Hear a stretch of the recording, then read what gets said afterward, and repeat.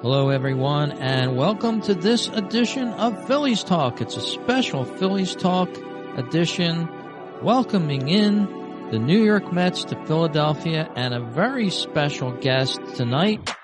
And today on the program, Mr. Gary Mack, who's a blogger and has a podcast on the Mets Musings. You may recognize him, a good friend of mine from the Baseball Talk radio show. How are you, Gary? I'm good, Rich, and great to see you as always. And big series coming up, and I don't even know what to tell you. Yeah, it's a huge series coming up, NL East matchup. I'm starting to treasure these matchups between especially teams like the Mets, the Braves, who the Phillies are just wrapped up with. And that's baseball to me. You know, teams in your own division, especially a storied matchup like the Mets and the Phillies. We have such a great history. And preparing for this podcast, I did some research.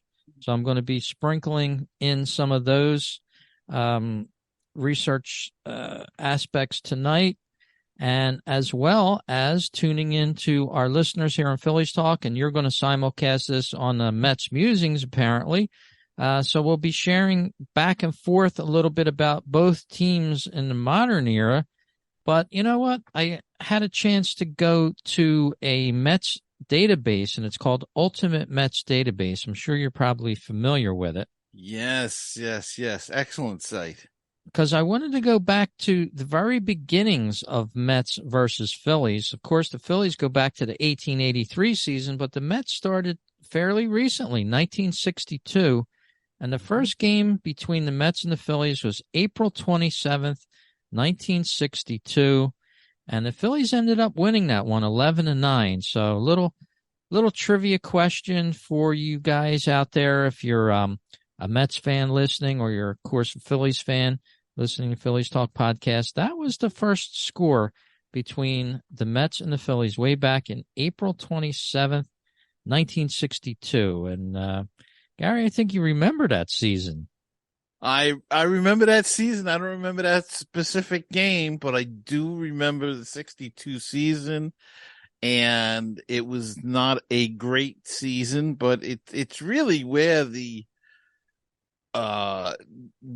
inspiration of the Mets, the lovable losers, the amazing, all of that came about. So it was the birth of a new team, of course, in the National League, in New York. And, a lot of the things we talk about today, were born in that. And, of course, there was a famous book written about it. Can't anybody here play this game?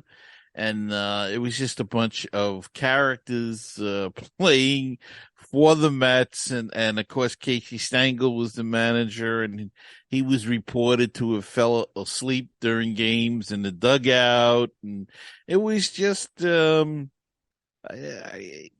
found new ways to lose baseball games every day. And, but you know, the funny thing about it was they were lovable losers. We fell in love with them, even though they were so bad. They hold the record for, losses in a season with 120. And, they were awful, but you know, when they won, it was such a joy when they won a game, that it was really quite interesting. And as time went on, a few years, you know, then people got a little tired of the losing and wanted to win. And of course, it culminated in 1969 with that win in the World Series. But I have to tell you that the game I remember the most, that I remember watching, was against the Phillies on Father's Day in 1964 at Shea Stadium. First year they moved into Shea Stadium, Father's Day. Jim Bunning pitched a perfect game on Father's Day.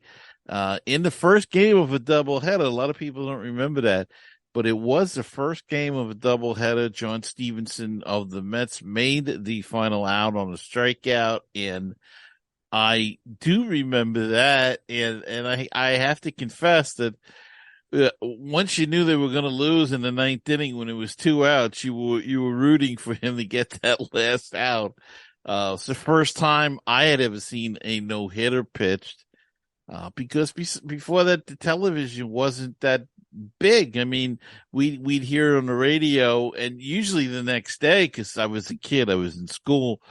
But you hear about Sandy Koufax pitching a no hitter on the West Coast, Mhm. and in those days we didn't stay up. There were people that did stay up, but I mean, like I said, I was 10 years old. My parents were going to let me stay up until 2 in the morning, 1 in the morning, or even midnight, on a school night, especially to listen to a ball game from California, and they all weren't telecast at that point. So the Phillies Father's Day game was quite a feat.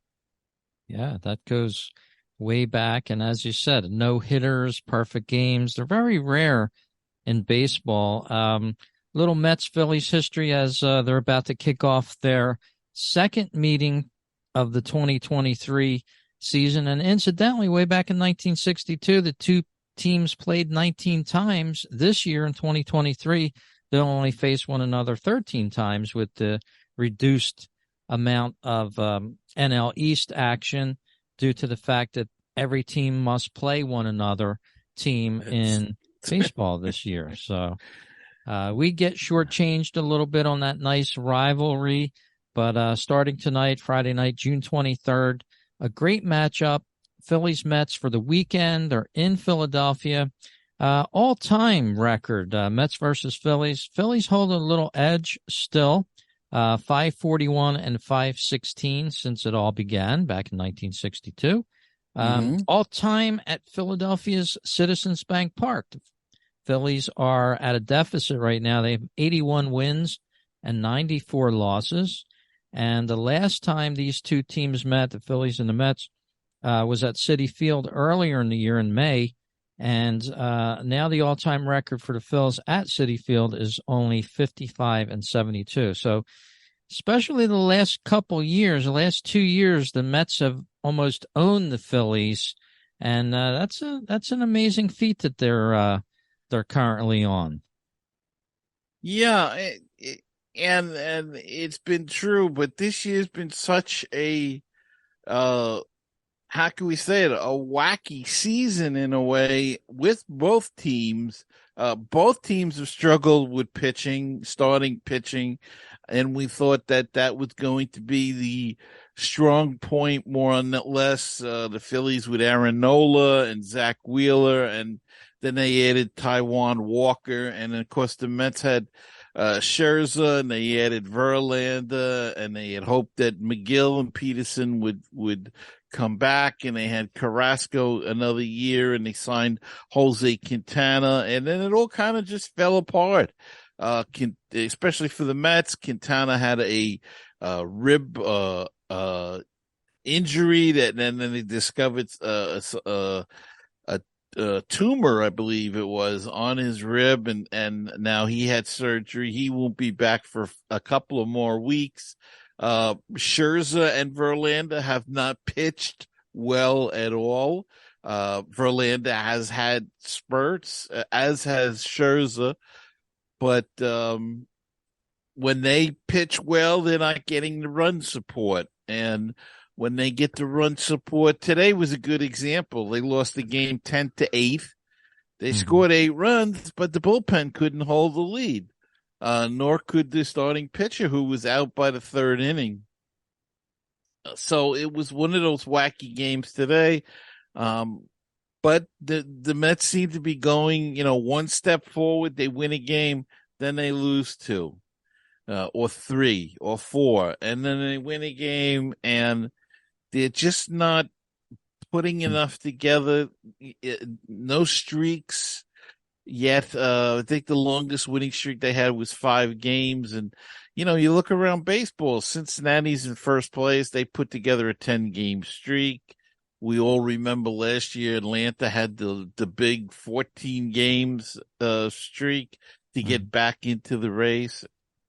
I don't see that happening with the Mets the way they're playing this year so far.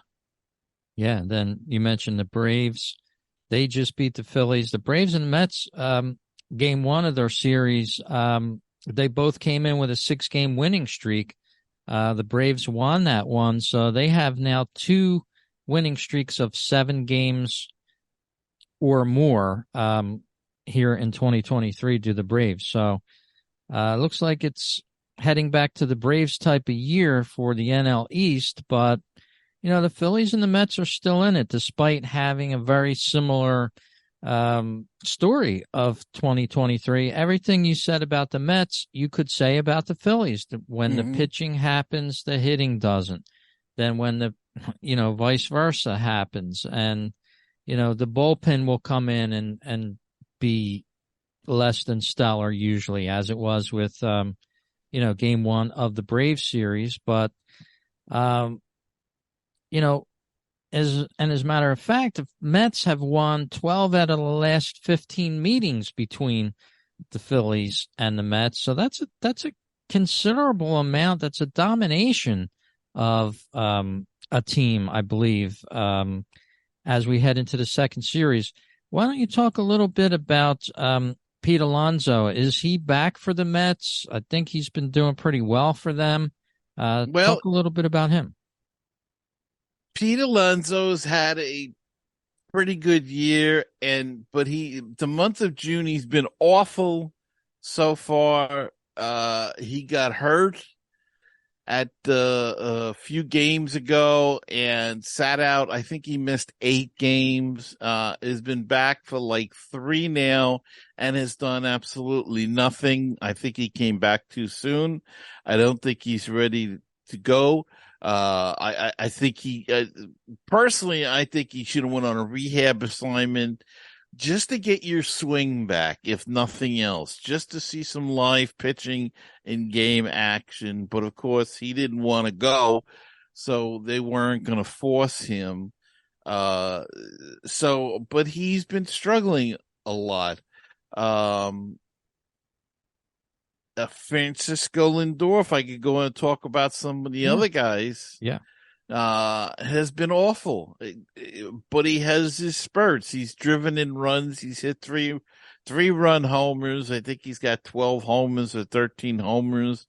It's really a strange season. But then he'll strike out 3 times a game. Now, a guy like Lindor is really should be a contact hitter, and yet. He's I think he's relying on the home run too much. I think the Mets rely on home run. I think they're all trying to hit home runs now. When they score a lot of runs and they were winning, it was because they were moving guys along the line. The single here, a single there. They had a game the other day. I can't remember who the heck it was against now. And I think they lost like 4-2 or something. And the other team scored 3 runs and barely hit a ball out of the infield. A bloop. There was a bloop single. It was a couple of infield hits then. Fielder's choice and bam, all of a sudden the game was tied. And the Mets are back to that old strikeout thing, and it's just so frustrating to see because we know that when they make contact, they have a better chance of winning the game. And then, of course, you get that stupid stat, I think is the stupidest stat in baseball, and that's the hardest hit ball. And they had one today, and it was all outs. What good is that? I know what the experts say. Well, if you hit the ball hard, you have a better chance of getting a hit. Didn't prove it today, but I digress. But that's the way the Mets season's going. They're not getting much from the DH at all. Although Daniel Vogelbach took a week off. They gave him a week off, and he's been hitting a little bit since he come back. I think they said he was 6 for 15 or something since coming back. So he's shown some life, but again, they've got rookies at two of the key positions. Francisco Alvarez at catching, who has started to come around and showed why he was the number one prospect of the Mets, and he's been hitting. Brett Batty, who's been up and down, but he manages to get one or two hits a game, and he always seems to get one drive and a run. So I'm not worried about those two kids. I think they're showing what they can do long term. It's their first full year, and they're going to struggle, especially Alvarez struggled mightily earlier in the season, but now with increased playing time, he's showing that he can hit better, and he has been. I think he raised his average from like 120 to 250 or something now. So he's really come around. And they platoon. They have Omar Narvaez is the catcher from the left-hand side of the plate, who's caught today, who's totally useless, I think, but that's just my opinion. But the outfield, Brandon Nimmo is struggling a little bit at the plate. Marte is starting to hit, and Tommy Pham has been playing a lot of left field, and he's come through big in the clutches. But then they bring in the bullpen, and the bullpen blows the game. So you know how it is with bullpens. Bullpens are a tough thing to figure out, and one night they look like Cy Young winners. They're out there, and the next day they look like Triple A or Double A, the Bad News Bears or something. So yeah. Well, what the Mets came into this season with was a formidable starting rotation. When I started to every day, it seemed like they were adding a new ace to the staff. Max Scherzer, of course, have been on the Mets for a couple years now. Justin Verlander, they grabbed free agency. Two old guys, quote unquote. But they didn't stop there. Adding Kodai Senga, Carlos Carrasco, he used to be a Philly before he went off to the Indians for many years, and a decent Tyler McGill. Talk a little bit about that starting rotation, and if we haven't seen the best of them yet, do you think that this starting rotation is going to improve? It's hard to say because of their age. Scherzer has shown that, he's shown some glimpse of what he could be, but then he seems to tire after the fifth inning. And though he did pitch 7 or 8 innings the other night in a win, and gives up way too many home runs this year. That's another thing. That's where their problem is. And a lot of their problems are occurring in the first inning. So Scherzer, I don't know about. You don't know whether he's going to come back. Verlander has not pitched as he did last year. Now, he did miss part of spring training in the beginning of the season. He was out with an injury, and I think he's having a hard time finding his rhythm.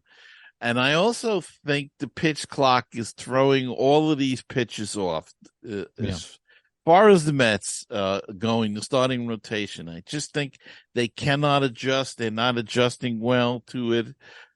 You mentioned Tyler McGill. He had a great game his last start. Today he got knocked out in the third inning. He had 4 walks in the second inning or something, gave up 4 runs, and got a no decision today. But he has struggled all year. He made some mechanical adjustments in his previous start. He had a terrific start. Didn't seem to carry over to today. As you said, they have Carlos Carrasco. He's up and down, and again, the home run ball has been terrible. He'll pitch a terrific game, and the next game he'll give up 8 runs in the first 2 innings. So there's no consistency. Jose Quintana, I mentioned, had surgery. He is on a rehab assignment now. He could help boost this rotation if he could settle it down a little bit. Kodai Senga's been very good. Um, but it's his first year, so he's getting adjusted. So he's been sort of iffy. He's had some really terrific games when they needed it. He stopped a couple of losing streaks. But then he got hammered a couple of outings. So I think he'll be okay. He's just adjusting.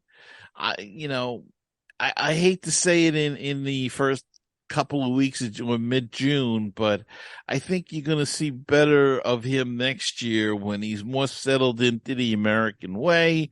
He'll be more used to the American baseball, that all of the things, the pitch clock again. I think I'm not trying to make excuses for the pitching staff, but I think the pitch clock has really made a big difference. Adam Ottavino in the bullpen, who a lot of people want, he's been awful, just awful. If he comes in, he's going to give up a home run. And Right. I think one of the reasons, again, is the pitch clock, because he's a very deliberate guy, and his pitch clock is making him pitch faster. Yeah. Um, And the Phillies have somebody the same way. Matt Stram, if you want to pronounce it that way. Every time he comes in, he's almost guaranteed to give up a homer.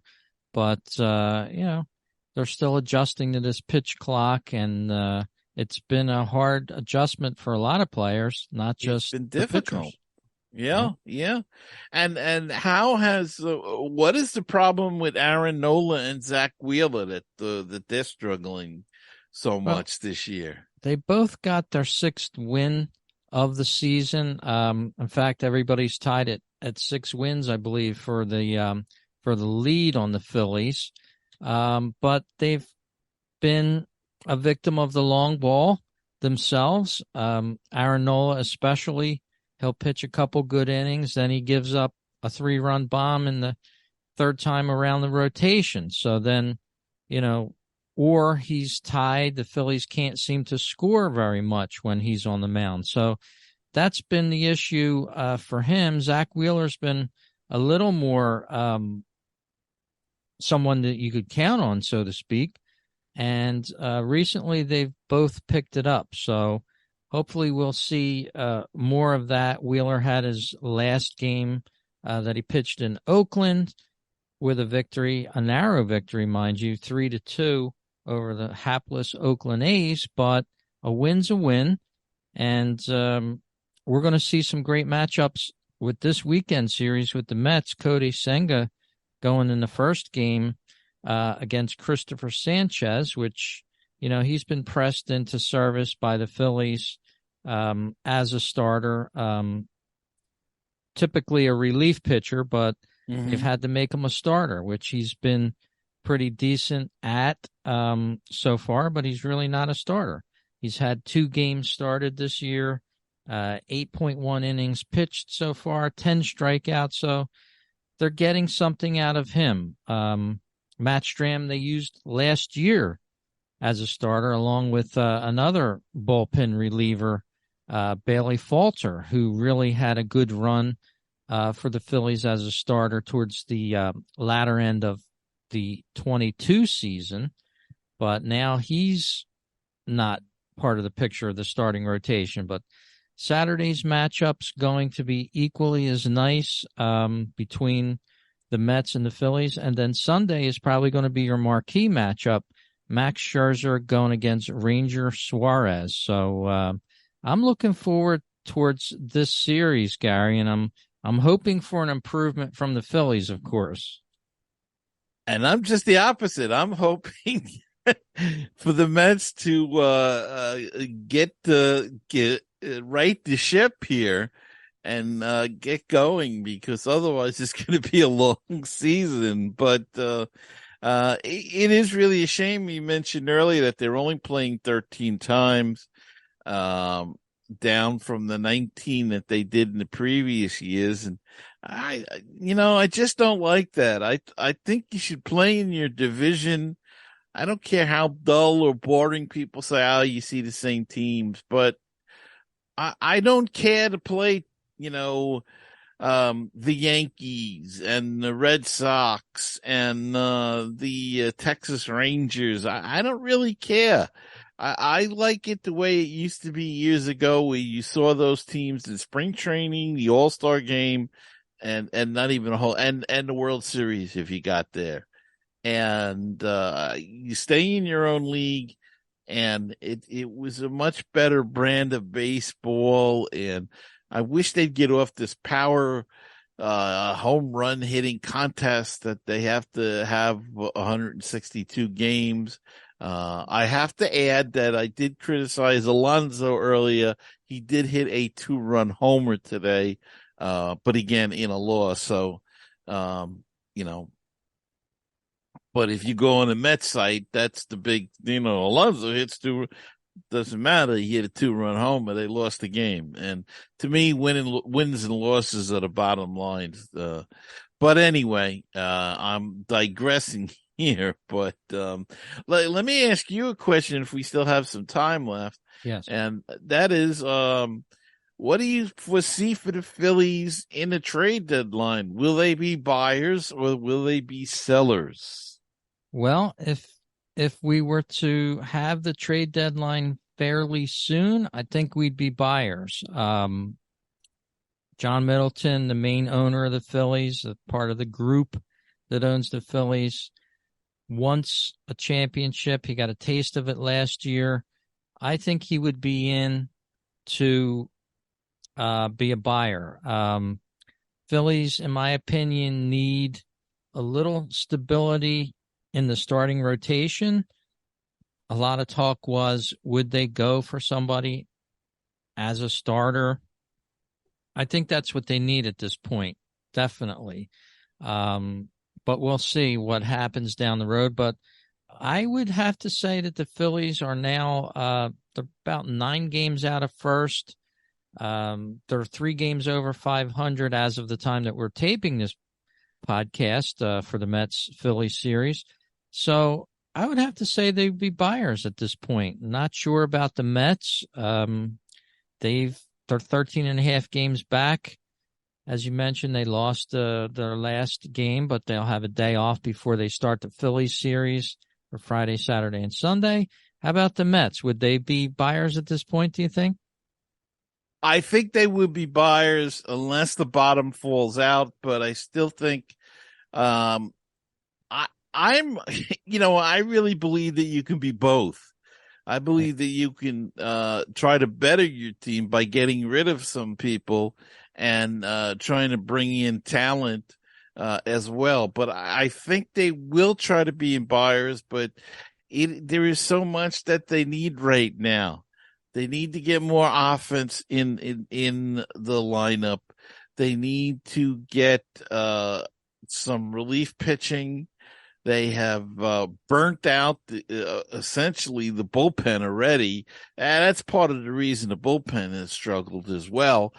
Starters were going 3-4 innings. You can't do that and keep bringing in bullpen guys. And it's been a revolving door between Syracuse, which is the AAA, and New York with the guys coming in and out. And then they send them down and then they DFA them. And so I wouldn't want to be a bookkeeper for the team, but I think they need another starting pitcher, perhaps, and I think they will try to move somebody. I would like to see try to move some of the contracts, maybe move a Scherzer, maybe move a Carrasco, who's in the last year of a contract. Maybe even a Lindor, if they could, they'd have to pick up half the salary on that. Yeah. But I would, if it was up to me, there would be hardly anybody that would be untouchable. There's like 3 or 4 guys I could think of, and go from there. But that's me. Yeah, going to be a great matchup. I mentioned Friday's starters, Cody Senga and Christopher Sanchez. It's going to be an Apple TV Plus game, so it's going to be hard for both teams' fans to tune in on the television unless you're pretty savvy on that stuff. Saturday's matchup going to be equally as good. A 4:05 p.m. start. It's going to be Fox Sports 1. Carlos Carrasco against Zach Wheeler.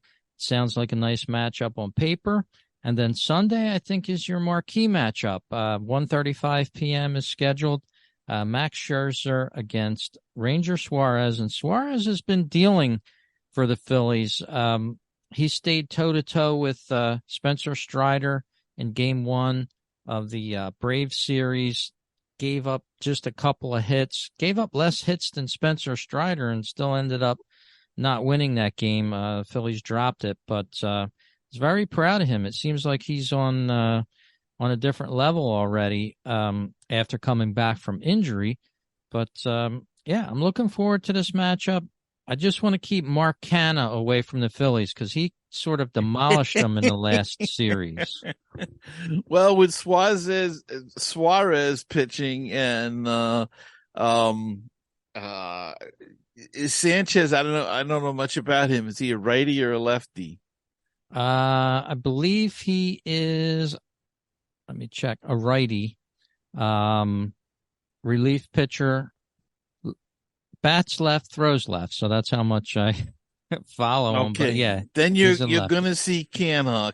Canha's been DHing a little bit from the right side of the plate. So you're going to see Canha against Suarez and against Sanchez. So, let's hope he continues his demolishing. Very good. We'll have to see what happens during the series. Looking forward to it. Just getting back to a little history before we wrap up the show. Phillies that have worn Mets uniforms over the years and Mets players that have worn Phillies uniforms over the years. Yeah. And I just went from memory and I wrote down a few on paper, and then I found this ultimatemets.com database, and it made it so much easier because it lists everybody. Yeah. But Tug McGraw, of course, Met. Zach originally. Wheeler. Zach Wheeler. Lenny Dykstra.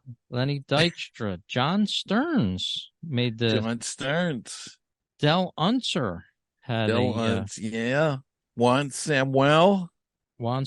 Nino Espinosa. How about that name from the 70s? Yes. Taiwan Walker off the top of my head. On and on and on. Tommy Hunter. Was a Phillies reliever. And yeah. Robertson. You guys picked up Robertson. Dave Robertson, yeah. Played for the Phillies last year. Yeah. And on and on. There's Richie Ashburn. Yeah, Richie Ashburn. Believe it or not, Ty Wigington. Didn't know he actually played for the Phillies a short time, but I think it was, a short time. But yeah, a lot of shared. Noah Syndergaard, of course. Yeah. For the Mets. He was on the Mets for a number of years. And, I thought the Phillies were going to sign him for 2023, but he ended up out west with the Dodgers. And now I think he's injured, but thought he was pretty good for them. But not surprised. Cool the way both teams have intertwined over the years and had other players playing for each team over the years. A very good matchup. I remember the 70s, just another quick story before we wrap up here. My father was a big Mets-Phillies fan, so every game we went to in the 70s usually involved the Mets. And I remember Tom Seaver, Cleon Jones, names like that, like it was yesterday. Yeah. It was a great matchup even back then. So looking it was yesterday, wasn't it? Oh no. Yeah, it's just a few yesterdays ago. Yeah. But less than a minute to go here on the show. Gary, thank you very much for joining us. Where can we find you on the net? You can find me at metsmusings.com or at Facebook is the group Mets Musings. Twitter, it's at Mets Musings Mack. Thank you very much. Well, thank you for joining me. Enjoy the series, Mets versus Phillies. Series 2 for 2023. Enjoy, everyone. Have a great time.